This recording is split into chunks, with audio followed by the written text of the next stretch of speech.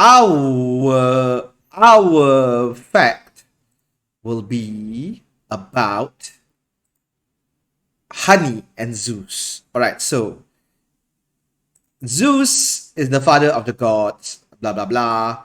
Everybody knows Zeus. He's the honey guy who is the reason for Hercules and the reason for all the Greek gods and all the problems the Greeks face. All right. So before the gods, there were the Titans. The Titans were essentially the Titans came before the gods, and then the Titans were much more, I wouldn't say evil, but much more of tyrants, and they essentially fought the Olympians, which is Zeus and his family, fought the Titans for power. The Olympians won, right? So as a celebration, Zeus held a party at Mount Olympus, and he called all the nymphs being the spirits, the water spirits, the forest spirits, and said, "Hey, guys, I want you to bring the best food you can find or cook." So there were hundreds of nymphs, and they cooked and looked for food and brought it to Mount Olympus. So it was like kind of like Master Chef. So Zeus was tasting everything, and he loved everything. Yum yum yum yum yum. And then he tasted this gold liquid, right? He tasted this gold liquid, and he went, "Wow, this is delicious. What is it? It's sticky and beautiful." And the nymph said, "This is honey." So Zeus went, "Honey? Honey is wonderful. Yes, I will have that honey."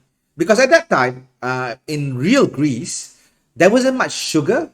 So there wasn't a way to, one, keep food fresh, because honey does keep food fresh, and one, to sweeten food. So honey was like everything to them. They put honey in wine, they put honey in everything.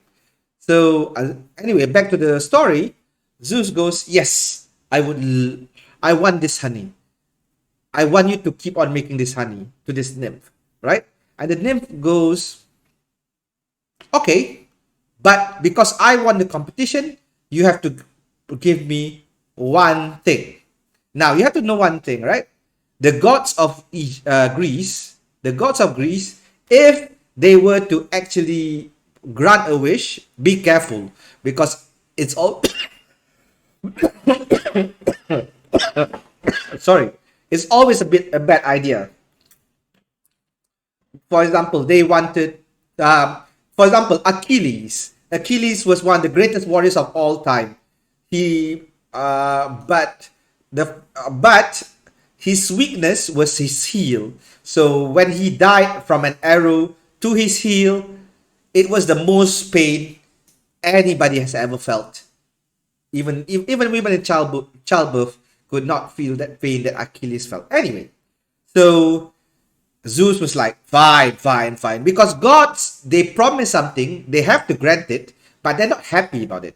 So they goes, "Cool, okay, what do you want?" And the nymph goes, "I want to defend the honey, because I know people are going to steal it. I want to defend it. I want a body that is so powerful, I can defend it for the rest of my life." So the Zeus goes, "Okay, I'm going to give you a sword." And the nymph goes, "Yes, but the sword comes out from your butt." And he goes, "What?" "Yes, the sword comes out of your butt. And if you use it, in 2 days, you will die if you use the sword." And she goes, "What the hell?" But here's the best part.